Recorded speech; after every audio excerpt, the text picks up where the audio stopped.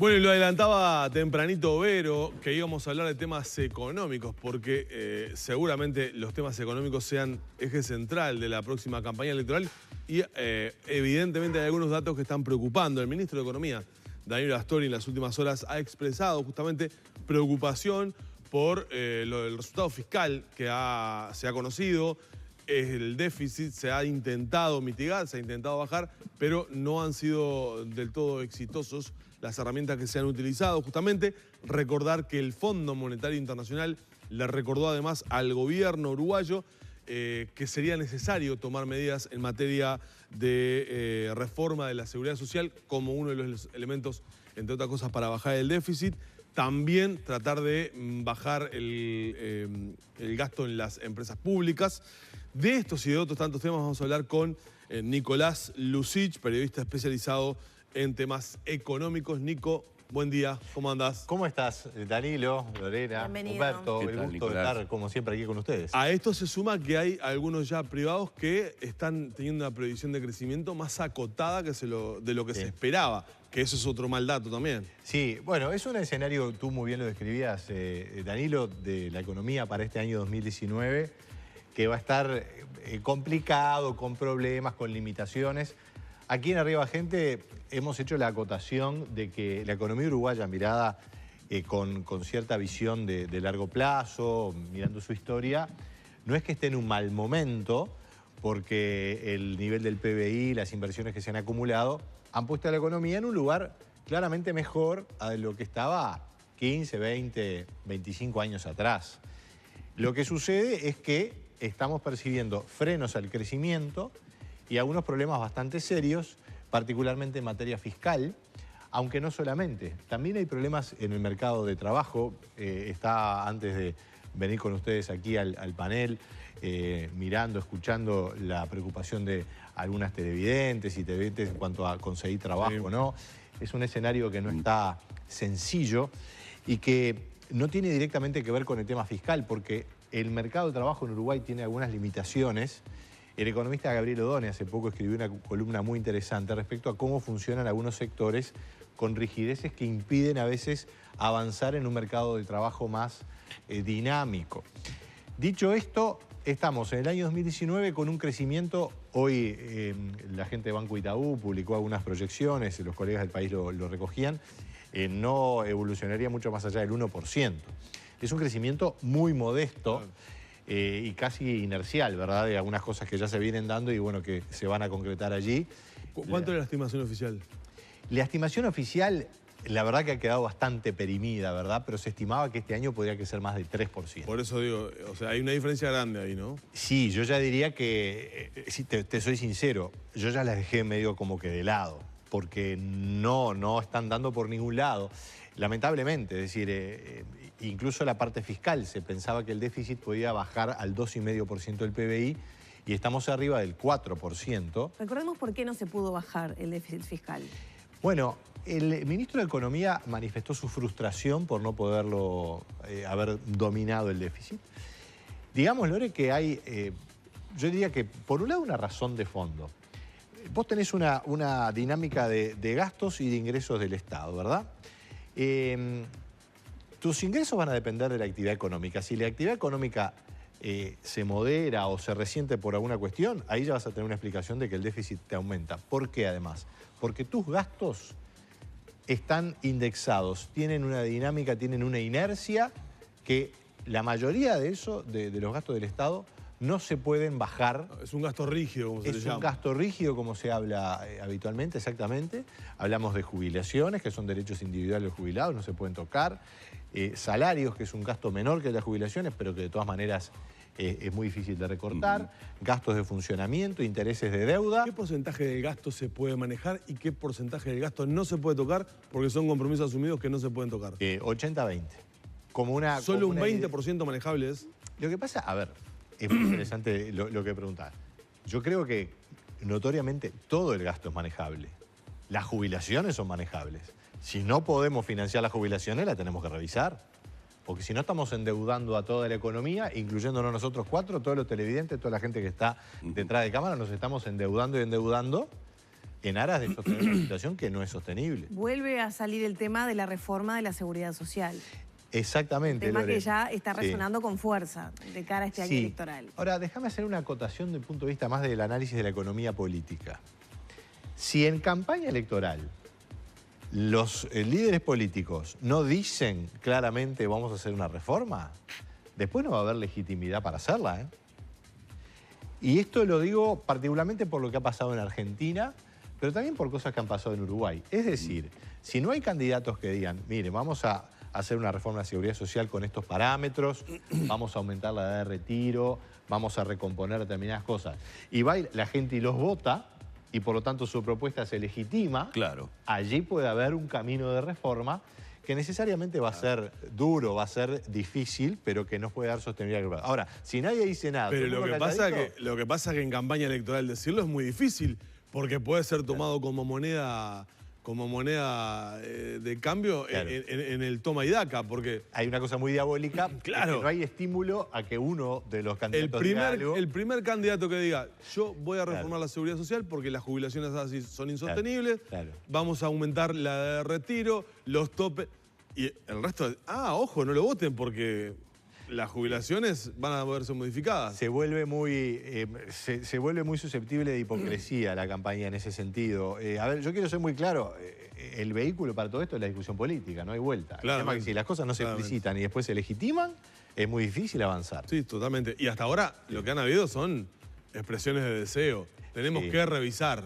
Sí, algunos escarceos. Hay un trabajo muy interesante que ha hecho la Delegación Empresarial en el BPS, que hace todo un análisis de las posibilidades en cuanto a cómo establecer las posibles modificaciones, las tasas de reemplazo. Es un trabajo muy exhaustivo. Y bueno, hay también algunos otros centros de análisis que han establecido alguna cosa, pero por ahora, a nivel político, es como veníamos planteando, poca cosa concreta. Sin embargo, cuando uno habla con el presidente del BPS, lo hemos hablado acá, Sí. el presidente del BPS dice, las reformas en seguridad social no son pensadas para que impacten inmediatamente, son a largo plazo, y el BPS no tiene problemas hasta 2040-2050. No, no es cierto. No es cierto y es muy grave lo que dice porque no es cierto. El BPS está con un déficit creciente. Va a llegar más de 700 millones de dólares la necesidad extra de financiamiento. Pero hay que acordarse que el financiamiento básico de las prestaciones sociales del BPS se cubre en parte con los aportes de seguridad social y después con lo que se llaman los impuestos asignados. 7 puntos de IVA van para financiar las jubilaciones. Eso se dispuso así porque en un momento se vio que no daba, por lo tanto se dijo, bueno, de cada transacción que hay, vos te compras una caja de lápices de colores o un chivito en la esquina y de los 22 puntos de IVA que pagás, 7 van para el BPS automáticamente. Ahora, si la economía se resiente, eso se resiente también. Hoy estábamos leyendo la venta de automóviles 0 kilómetro bajó 9% en Sigue febrero. picada. Es decir, todo eso va a impactar. ¿Cuáles son los fundamentos que tiene el presidente del BPS para decir eso? ¿Es una economía que va a seguir creciendo? ¿Y quién lo garantiza? A mí me asombra realmente como muchas veces se da por garantido el crecimiento de la economía. La economía no crece naturalmente. Hay que hacer esfuerzos para que la economía crezca. Hay que poner inversión. La inversión sigue cayendo.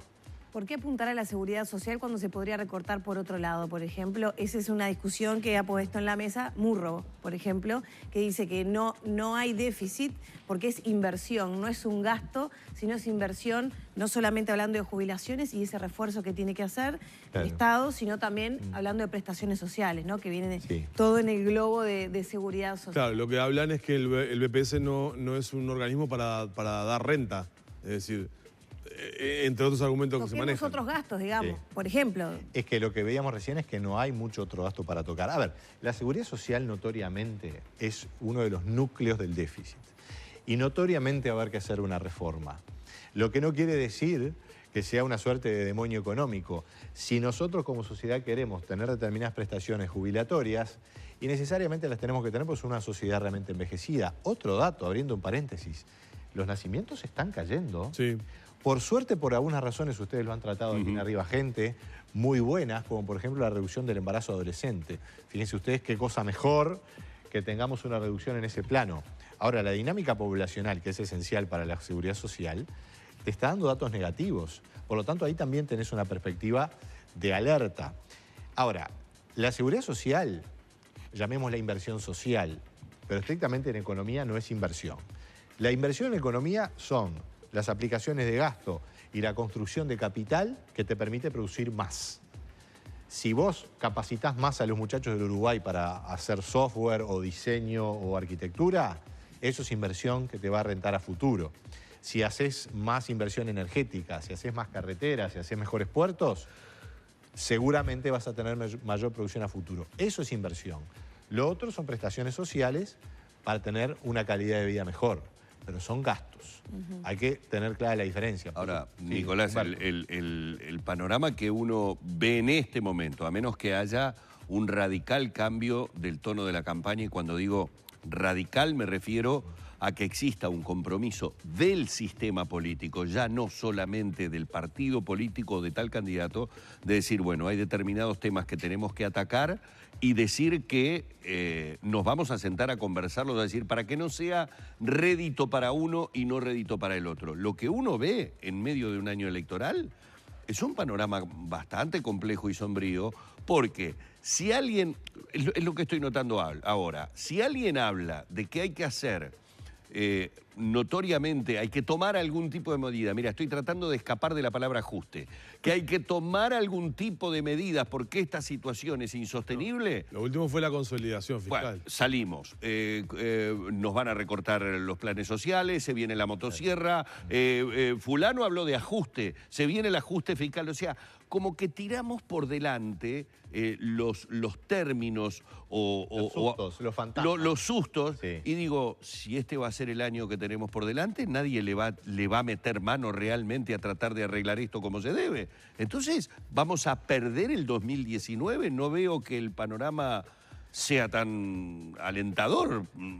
No es alentador. Yo, a ver, no quiero con esto generar o digamos, ilustrar una situación en el extremo negativa, porque estoy convencido que no es así. Claro, no. O sea, pero tampoco esto no es Argentina claramente. Digo, no lo diferenciemos, no. No lo es. Argentina nos está pegando mucho, ¿no? Y con el tipo de cambio ahora mucho más. Con el tipo de cambio, con el impacto claramente que ha tenido el turismo.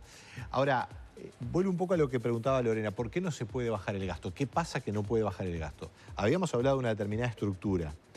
Ahora, es muy interesante lo que decía Humberto. Descartemos la palabra ajuste. Es decir, yo hace algunos meses, incluso lo he escrito en el diario El País y lo he comentado con ustedes, el concepto del ajuste y el ajuste urgente y del recorte es un concepto que yo asocio a épocas del Uruguay en la que el país tenía dificultades de financiamiento, es decir, tenía un déficit y para financiarlo tenía que emitir deuda con tasas de interés muy altas y ahí se generaba un problema. Hoy tenemos un déficit muy grande, de los más grandes de las últimas décadas, pero el financiamiento, como tenemos grado inversor y la tasa de interés es baja, se puede llevar. Y eso es un arma de doble filo, porque, como a veces decimos los uruguayos, la vamos llevando. Y la vamos llevando es el preámbulo del desastre. Tomemos las decisiones ahora para no generar un problema más adelante.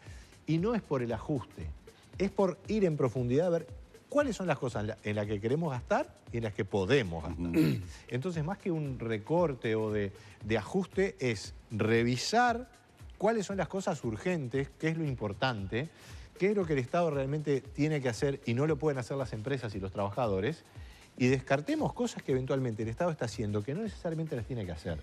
Ayer estaba en esta mesa Carolina Cose y hablando justamente del déficit, ella prácticamente no mencionó el tema de achicar gastos, sino de incrementar la inversión a través de diferentes vías. ¿Es posible una ecuación así, en tu opinión? No, claramente no, porque si aumentás la inversión, aumentás el gasto. O sea, de todo el gasto estatal, vos tenés gastos e inversiones, pero si aumentás la inversión, aumentás el gasto total. No, ¿verdad? de atraer más inversiones, de desarrollar nuevas líneas de producción, que hacía referencia, por ejemplo, al desarrollo audiovisual, al desarrollo de software, que son, ahora decía ella, brechas que ya están abiertas, ¿no? Digamos que la estrategia sería impulsar nuevas áreas de la economía. Claro, esperar a que la economía se reactive para que esos ingresos mejoren y con el paso del tiempo, indirectamente tener una mejora del déficit fiscal. Bueno, es una apuesta, digamos, con cierta dosis de optimismo. A mi juicio, porque la economía uruguaya está con problemas de competitividad. La inversión no se está concretando porque los costos realmente están muy altos en el Uruguay. Están altos porque el gasto estatal es alto, pero también porque hay rigideces a nivel laboral, a nivel de algunos mercados de servicios. Todo lo que es, por ejemplo, el sector salud, algunos sectores vinculados a la provisión de los servicios educativos, por ejemplo. Por supuesto que toda la política laboral que ha propugnado un aumento de los salarios ha generado algunas rigideces que han retraído la inversión en muchos sectores. Pero por otra parte, respecto a lo que decía Cose, que es una apuesta optimista, y el accionar político siempre tiene un rasgo de optimismo, si no, la gente no hace política, ¿no? Pero ¿por qué no abrimos más mercados a nivel global? Uruguay se ha quedado muy quieto. Y acá, digamos, la discusión ha sido muy intensa de por qué no hicimos acuerdo de libre comercio y que el Mercosur, que sí, que no. No es fácil. No es fácil para el Uruguay recomponer su relación con la región y hacer una apuesta global. Pero notoriamente, si eso no avanza, y vamos a seguir bastante dependientes de la región, y por lo tanto, en una región que está complicada, nosotros vamos a estar complicados, ¿no? Entonces, ir más a lo profundo, más que al recorte, a considerar qué cosas sí, qué cosas no. Yo pongo un ejemplo que me parece bastante ilustrativo. A través de Antel se invirtió en el Antel Arena, que ahora aparentemente ha costado unos 90 millones de dólares, eran 80, bueno, la cifra evidentemente que ha sido bastante superior a lo que se decía, pero más allá de eso, necesitamos invertir en cárceles, ya. El tema de la seguridad está imposible y necesitamos que los ciudadanos que van presos vayan a un lugar razonable, todos, para que después puedan salir. A ver, Humberto, Danilo. No, es una discusión difícil esa, ¿no? Pero es presupuestal. Es presupuestal. Porque ahí es donde está el tema. Porque después ahorrás mucho socialmente mejorando la seguridad. Claro, pero ese razonamiento la gente no lo entiende. Pero no solo la gente, no sé si no lo entiende. Los políticos son reticentes a invertir en cárceles porque la respuesta ¿cuál es? Si ustedes la deben saber de memoria. Antes de invertir en cárceles, prefiero invertir en la escuela. Sí, claro. No es así. Claro, no pero es así. ese razonamiento que la gente te va a decir, ¿en cárceles? En escuelas ha invertido, que los resultados no Pero además son yo tengo una pregunta, Yo comparto con vos lo que decís. Yo expongo temas para que después podamos discutir y con los televidentes cosas más. Pero te digo una cosa. Escuelas puede hacer el Estado, pero no solamente, ¿verdad? Lo pueden hacer las familias, las organizaciones civiles. Dijo la doctora Muñoz que no se construyeron tantos liceos en Uruguay en esta época como en la época de Valle y Ordóñez. La verdad que es una estadística que me pasa el agua. Pasó, ¿no? Tiene un cierto tinte de año electoral, pero tomémosla como cierta. Pero es el Estado. Pero también puede construir escuelas las organizaciones religiosas, las organizaciones civiles, cualquier tipo. ¿Cárceles quién puede construir? Cárceles de empresas no va a haber, ¿no? Bueno, pero a través de las PPP sí bueno, puede pues haber, es inversión estatal. Pero me refiero, eso es aumentar el déficit si no tengo los recursos. Ahora, ¿por qué invierto en un coliseo o en un centro de espectáculos que perfectamente puede ser una empresa y los trabajadores? Y las cárceles no, las cárceles las hace el Estado, la justicia la imparte el Estado. O sea, hay cuestiones básicas que las hace el Estado y es ahí donde tenemos que fortalecer el presupuesto.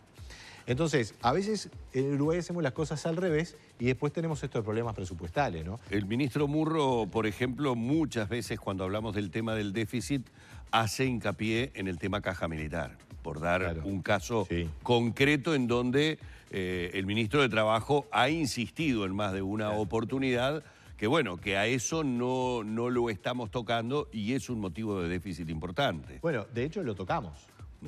Tuvimos una reforma de la caja con algunas disposiciones, pero la verdad que se movió muy poco la aguja, ¿no? Y va a haber claro, el proyecto original no es lo que salió. Como todo proceso político, tenés recortes, tenés vueltas y después el cálculo final no es el del principio. Eso pasa con la ley de presupuesto, con las leyes educativas, pasa con muchas leyes porque parte de la discusión presupuestal.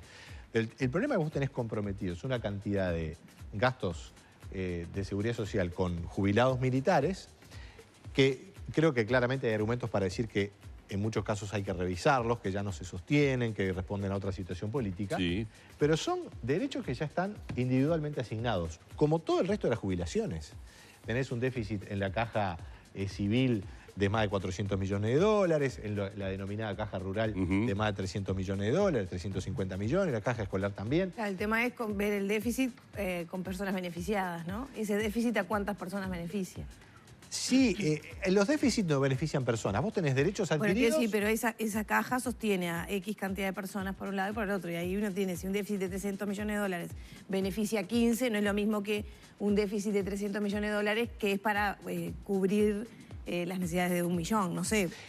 Te entiendo lo que decís. Digo, ahora, por dónde recortar. Ahora, el tema de las jubilaciones, digamos, se concibe como políticas sociales, pero la jubilación es un derecho individual.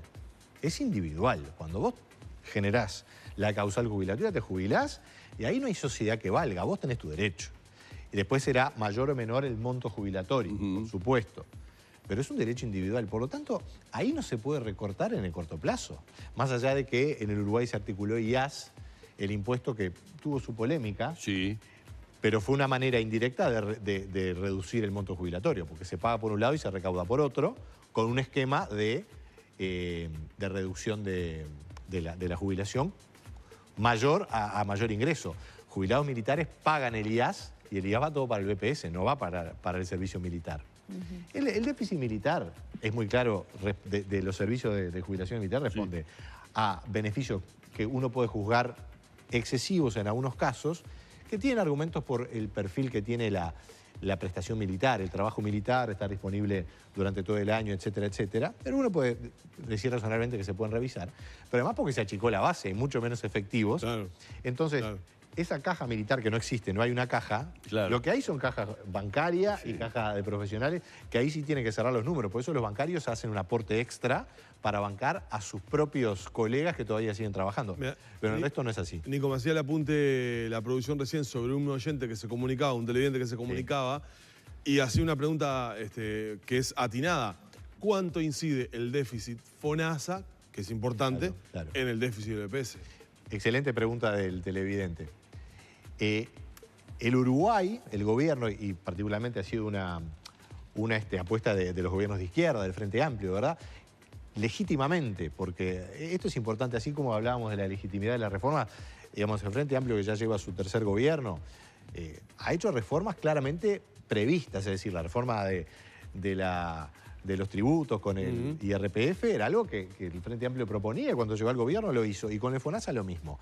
El tema con el FONASA es que estamos teniendo un déficit creciente, es decir, la necesidad de un aporte creciente de las arcas estatales al sistema, porque el sistema tiene un déficit. Cuando yo hablo con el Ministerio de Economía me dicen, ¿esto estaba previsto? O sea, tener un sistema de alcance casi universal como se está teniendo exige no solamente se financia casi en un 90%, o un 80%, pero exige de las arcas generales un aporte. Y bueno, sí, si eso aumenta vas a tener un déficit ahí agregado.